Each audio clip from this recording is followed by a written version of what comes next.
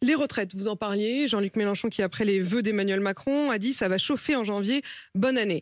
Est-ce que vous souhaitez que ça chauffe? Est-ce que vous demandez aux Français de se mobiliser? Ou est-ce qu'au contraire, vous espérez que ça n'ait pas à chauffer? Pour que ça n'ait pas à chauffer, il y a une solution très simple.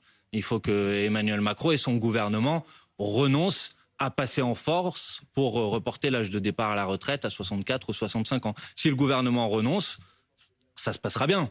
Mais pour l'instant, j'ai écouté les vœux du président de la République. Manifestement, c'est pas sa volonté. Alors que plus de 70% des Français sont opposés à cette réforme, alors que c'est une réforme qui est d'une brutalité sociale insupportable. Pourquoi faudrait-il faire ça? Quel est l'intérêt? Pourquoi vous allez aller voir des gens? Le rapport du corps, la question de l'équilibre entre actifs et retraités ne vous paraît pas justifier l'urgence de la réforme? Mais attendez, d'abord, le rapport du corps, il tord le cou à l'hypothèse d'une trajectoire non contrôlée des dépenses de retraite. Donc le rapport du corps, il dit pas il faut réformer cette année, les et retraites. Encore l'année prochaine, sans doute l'équilibre.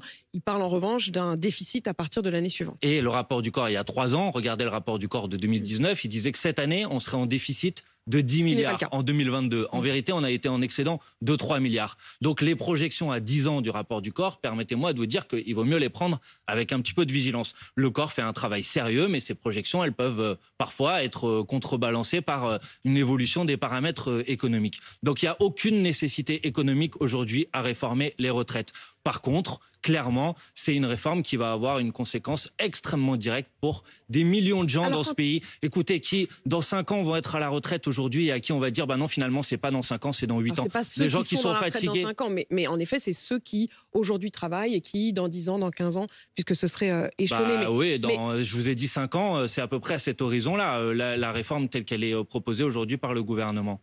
Donc, c'est insupportable. Imaginez bien qu'il y a des gens, c'est pas par plaisir, par bonheur. Il y a des gens, quand ils arrivent aujourd'hui à 61, 62 ans, ils sont plus en capacité de continuer à travailler. Il faut penser à eux. Donc pourquoi faire cette réforme? Alors, Elisabeth Borne, la Première ministre, dit que reporter l'âge de départ à 65 ans n'est pas un totem.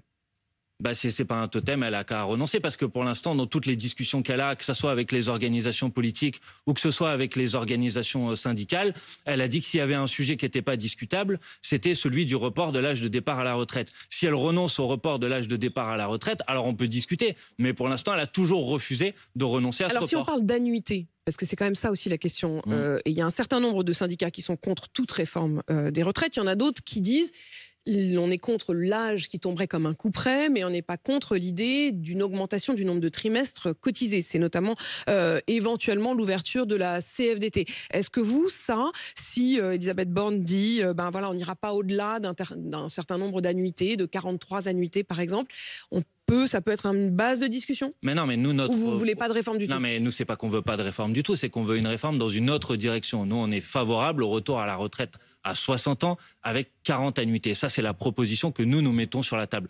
Maintenant, vous évoquez une hypothèse qui n'est pas dans les hypothèses du gouvernement. Le gouvernement, il envisage, si mes informations sont bonnes, 2 hypothèses, le report à 65 ans ou le report à 64 ans avec un allongement de la durée de cotisation. Aucune de ces 2 options n'est acceptable. Aucune de ces 2 options n'aura un accord d'une organisation syndicale. Et si c'est une question d'annuité, je les entends bien.